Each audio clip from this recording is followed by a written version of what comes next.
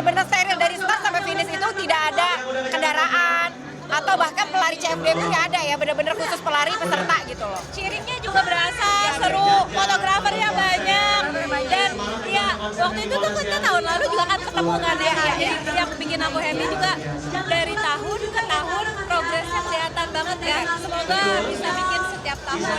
Betul, jadi saling apa ya, belajar dan memperbaiki biar bisa menciptakan event lari standar internasional, karena Jakarta itu kan udah kayak, walaupun sekarang udah bukan ibu kota ya, tapi udah jadi kayak tolak ukur gitu loh, apa-apa kan dari tren olahraga, kesehatan semua di Jakarta.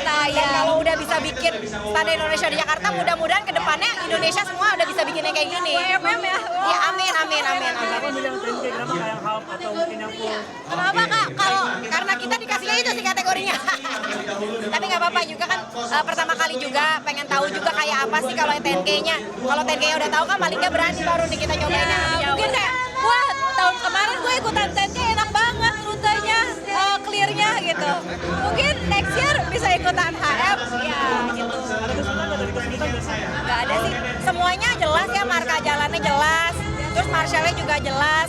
Jadi nggak ada yang tiba-tiba nyasar atau apa. Terus dan sepi gitu loh, enak larinya tuh. Jalanannya tuh lebar gitu, jadi kayak nyaman, nggak ada desek-desekan sama sekali. Longshot gitu, nyaman. Persiapannya gimana? Apakah harus sering lari-lari terus setiap minggu atau gimana? Kebetulan persiapannya karena sebenarnya aku sih nggak niatin race banget ya, jadi nih hari ini tuh kayak kerjaan program lari. Jadi senang aja, jadi kan jarang-jarang kerjaan program lari itu jalanannya kosong. Biasa kan CFD kan crowded banget, apalagi hari Minggu ya, nggak bisa jalan gitu. Nah ini tuh kosong tuh kayak happy banget gitu. Tadi tuh aku memang kayak pas kilometer pertama kayak, Jakarta nih, vibes-nya beda banget ya Kak. Vibes-nya berasa beda banget, kayak berasa lagi di luar negeri. Mudah-mudahan tahun depan ciringnya dari masyarakat yang ikutan CFD ikut lebih meriah ya. Tapi tadi juga gemes sih ya, Udah mulai. ikutan gitu cheering. Cuman kan kalau kayak di luar negeri gitu kan bener-bener orang dari keluar rumah niat banget gitu nonton gitu buat cheering. Mudah-mudahan kesadaran itu mulai tumbuh ya di masyarakat Indonesia. Ya maksudnya kan ini kan event yang sesuatu yang positif banget ya. Dengan adanya ini terus terlaksana dengan baik, perfect.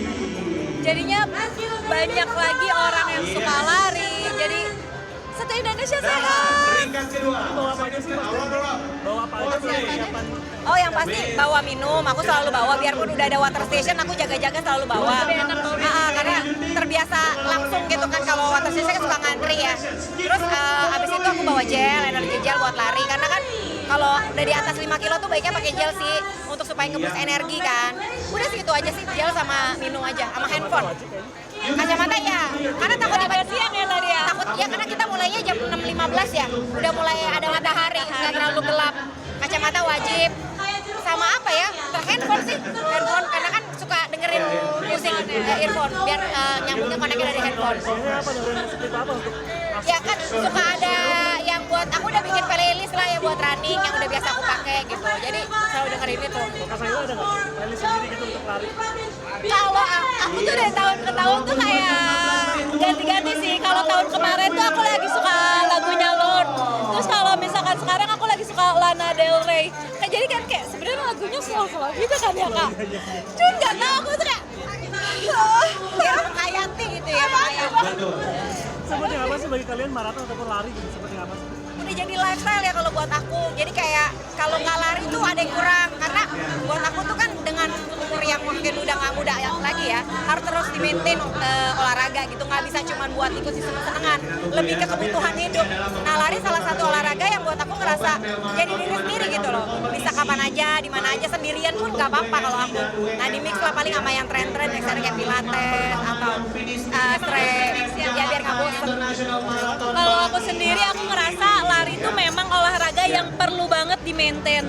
Nah, itu buat aku tuh memang bukan sesuatu yang mudah banget, karena kalau misalkan kayak aku udah syuting begadangan, gimana nih caranya? Wah, gue harus balik lagi nih ke lari gue gitu. Jadi itu tuh nge-push aku biar balik lagi ke tidur yang bener, olahraga yang teratur, makan yang bener gitu. Karena dengan larinya sendiri tuh harus di maintain, karena kalau nggak di maintain kecepatan larinya tuh bisa berkurang banget ya Kak.